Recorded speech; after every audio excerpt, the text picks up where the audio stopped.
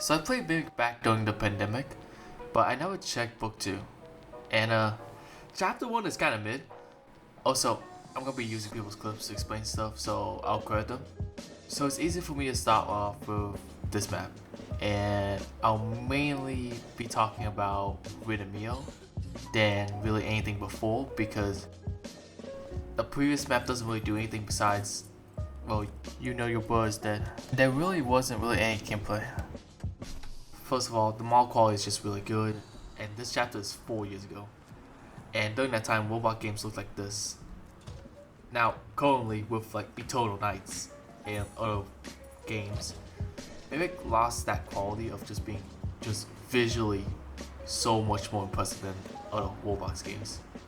But I still find it so interesting how good they can make their quality of models are compared to any other games during that time.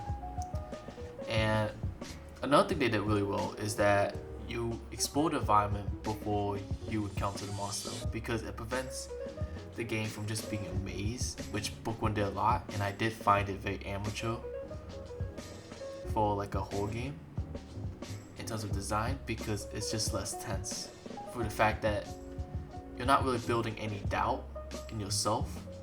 Like for example, in a maze, there's pretty much two things that will actually happen, which is like if the monster appears or it doesn't. But if you understand the layout of the map, it does create more tension, because your mind can now somewhat guess where the monster can actually be, but you're not fully certain on where it actually is, which creates the doubt in your head that maybe the monster is actually close to you, maybe the monster is actually very far away, but you just don't know that. That makes it a lot more scarier than just walking in a random maze, knowing the fact that you get lucky and the monster doesn't appear, or you don't get lucky and the monster does appear.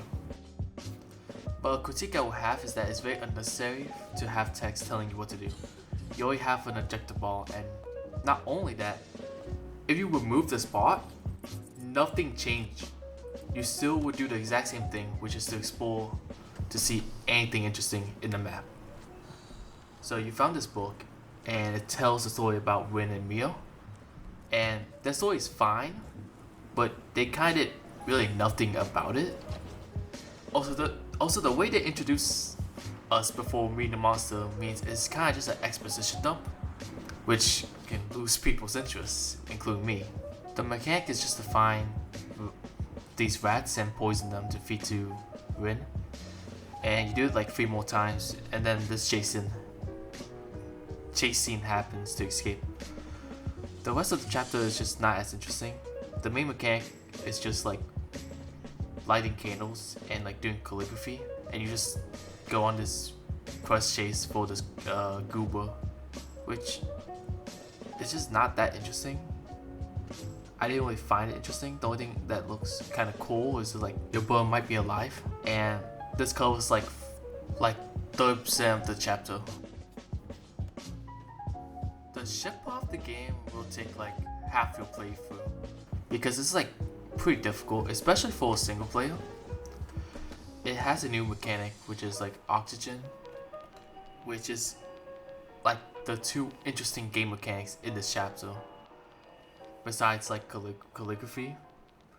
But none of the monsters are that interesting compared to Rin, and I think that's generally the problem I have with this chapter, and it's that they didn't focus on Rin and Mio for this chapter.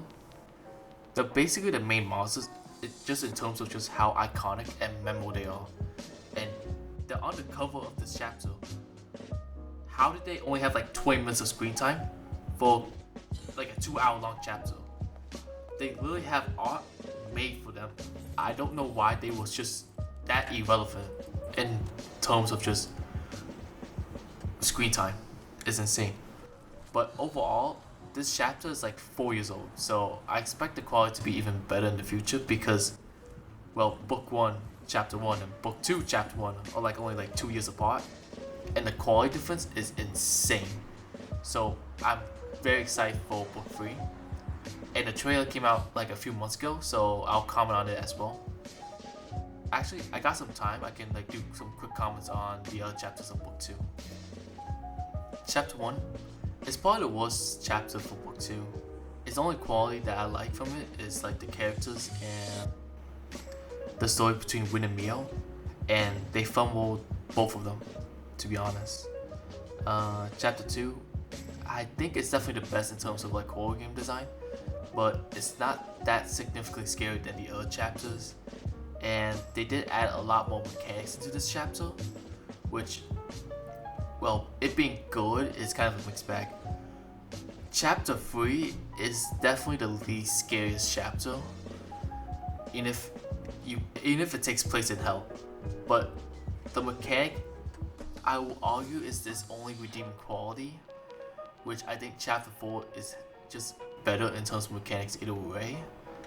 But you can see like it's moving to action than horror games, because like there's just like a lot of actiony stuff, and you can see like they're like returning amateur jump scares with this thing. I don't even know what it's called.